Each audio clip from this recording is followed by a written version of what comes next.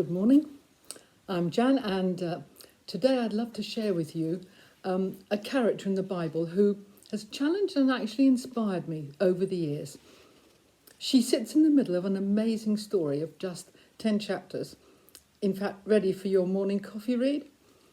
She's a lovely young Jewess and gives us a great example of a mission-shaped lifestyle set amidst power and wealth, intrigue and conspiracy and danger. In fact, in a theatrical setting, there we see the gallows centre stage. So can I introduce you to Hadassah, or Esther as she's better known? You'd guessed by now, hadn't you? So let's go to Persia, to the capital Susa, where King Xerxes is on the throne. Power and wealth abound, along with his pride, and he likes nothing better than to show it off to all the important people of the land by inviting them to a banquet. But he also wants to show off his beautiful queen, and so summons her to join him. But Queen Vashti does not want to be a paraded prize and refuses to attend. Fueled by the ignominy and grace of a disobedient wife, a furious Xerxes embarks on a mission to replace her and sends out messengers to the surrounding areas of Susa to find beautiful young women to enter his harem. And there, living with her cousin, guardian, is Esther. Mordecai has looked after her from a young age, and as a devout Jew from Benjamin's tribe, treats her as his own daughter. And she is beautiful.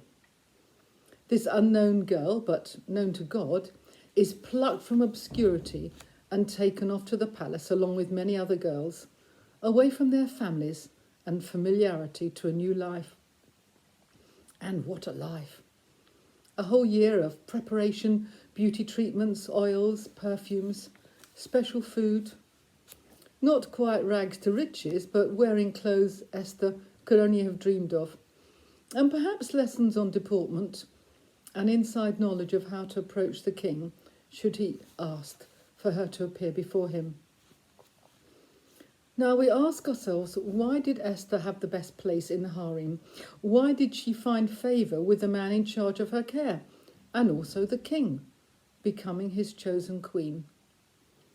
I believe she had an inner beauty which came from her deep faith in God, coupled with obedience and respect she'd learnt from Mordecai. But Esther carries a secret. She is a Jew, and we find in chapter 2, verse 10, that as she left Mordecai, he had actually forbidden her to mention to anyone her nationality and family background. Such is his care for her. And so she takes into an alien culture her commitment to have God within her heart and stay silent. Mordecai is in the distance watching her progress as she walks in the courtyard every day and overhears and exposes a plot against the king. And then comes the edict of all Jews in Susa to be annihilated. He must warn his queen and ask Esther to intercede. Let me read these well-known words from chapter 4. Do not think because you are in the king's house you alone of all the Jews will escape. For if you remain silent at this time, relief and deliverance for the Jews will arise from another place, but you and your father's family will perish. And he concludes this fantastic sentence. Who knows but that you have come to royal position for such a time as this? This is the truth. The challenge is for her to speak out. So what will she do? God always comes first, and so we find Esther rising to the challenge, telling Mordecai to gather all the Jews together to fast for 3 days for her, as she and her maids do the same. Then she waits patiently for the right time to approach the king. And dressed in her royal robes and standing in the court, she approaches the throne, touches the tip of the royal sceptre, and the story begins to unravel. And yes, there will be the gallows, and I'm not going to tell you any more. But the way to a man's heart really is through his stomach. Esther's story shows us all that as ambassadors of God, representing him wherever we are, there will always be challenges. There'll be a time to be silent and a time to speak.